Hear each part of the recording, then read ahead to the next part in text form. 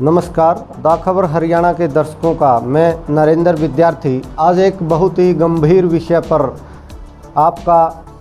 ध्यान आकर्षित करना चाहते हैं। मनीष ग्रोवर जो घटनाक्रम रोहतक के अंदर घटित हुआ, ये पूरा विषय आखिर क्या है। बात 10 जुलाई जीजेयू यूनिवर्सिटी हिसार की है, जहां भारतीय जनता पार्टी की कार्यकारिणी बैठक है। और जैसा कि आप सभी जानते हैं, वर्तमान में किसान आंदोलन के चलते जहां किसान अपनी 500 कुर्बानियां और 7 महीने की अथक मेहनत से सत्ता के विरुद्ध अपने अधिकारों का एक संघर्ष छेड़े हुए है, ऐसी परिस्थिति में जब भारतीय जनता पार्टी और जननायक जनता पार्टी के तमाम नेताओं और पदाधिकारियों का विरोध का आह्वान संयुक्त किसान मोर्चा की तरफ से किया गया है, उसी दशा में जब हिसार के अंदर भारतीय जनता पार्टी के सब नेता अपनी बैठक के लिए इकट्ठे होते हैं, तो विरोध के लिए किसान और माताएं बहनें संयुक्त किसान मोर्चा के आह्वान पर उनका विरोध प्रदर्शन में शामिल होती हैं। जब बैठक से बाहर आते हुए एक ऐसा घटनाक्रम जो अभी तक इन 7 महीनों में नहीं देखा गया था, एक ऐसी घटना जो हमारे समाज के लिए और सत्ता में बैठे लोगों के लिए चिंतन का विषय है।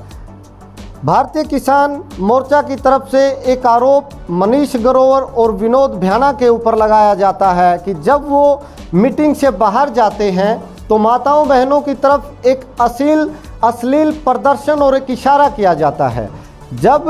भारतीय जनता पार्टी की तरफ से इस आरोप को नकार दिया जाता है तो ये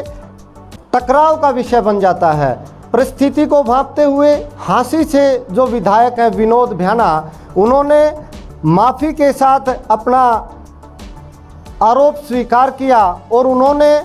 संयुक्त किसान मोर्चा से और किसान यूनियन के सब लोगों से माफ़ी मांगी कि मेरी तरफ से जो भी गलती हमारी माताओं के संदर्भ में हुई है, मैं उसके प्रति क्षमा प्रार्थी हूँ। तो बड़ा दिल दिखाते हुए यूनियन के लोगों ने और समाज के लोगों ने विनोद भ्याना को माफ़ कर दिया। इसी कड़ी में एक बहुत ही महत्वपूर्ण नाम जुड़ता है मनीष ग्रोवर का। महत्वपूर्ण क्यों? क्योंकि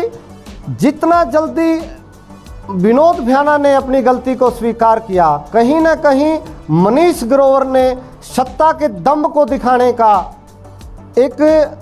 समाज के अंदर जो उनके ऊपर आरोप लगा, मान लीजिएगा ये इतना गंभीर विषय है, माताओं बहनों की तरफ से कोई ये स्वीकार नहीं करेगा कि उनकी अस्मिता पर, उनकी इज्जत पर सत्ता में बैठे लोगों में, चाहे वो पद पर हो या पूर्व के एमएलए एमपी हो, ऐसा अश्लील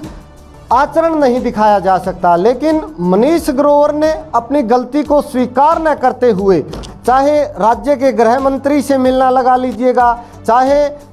भारतीय जनता पार्टी के शीर्ष नेतृत्व से मिलना लगा लीजिएगा, जब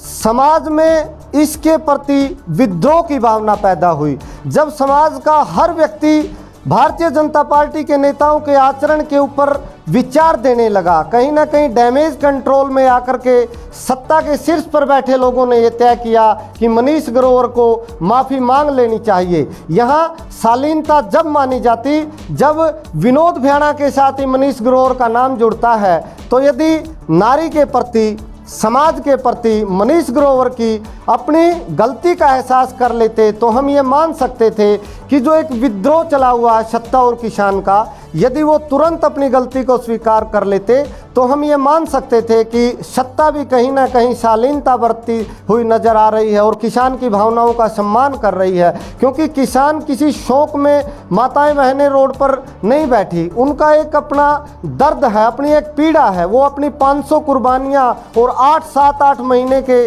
वो संघर्ष को लेकर के अपने अधिकारियों को लिए बैठे हैं। लेकिन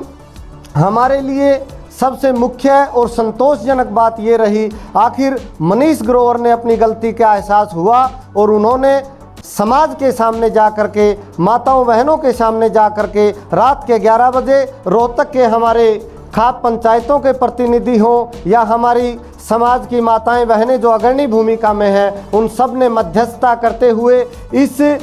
राजनीतिक जो पटाक्षेप था, जो कहीं ना कहीं एक घुटन बनती जा रही थी समाज के अंदर कि आखिर सत्ता के शीर्ष पर बैठे लोग इतना गलत आचरण कैसे कर सकते हैं, उन्होंने अपनी माफ़ी मांगी। और जो 19 तारीख की महिला महापंचायत प्रस्तावित की गई थी पूरे हरियाणा की तरफ से, उस माफ़ीनामे के साथ वो जो महिला पंचायत थी उसको वापस ले लिया गया किसान मोर्चा की तरफ से। और ये रोहतक क्षेत्रवासियों के लिए और ये सरकार के लिए मैं मानता हूँ एक शुभ संकेत था कि देर आए दुरुस्त आए। मनीष ग्रोवर ने अपनी गलती का एहसास हुआ और नारी के प्रति जो सम्मान है वो हमें बना के रखना चाहिए। बेशक हम सत्ता में हैं, आपकी जिम्मेवारियाँ समाज के प्रति ज़्यादा हैं, तो हम भविष्य में ये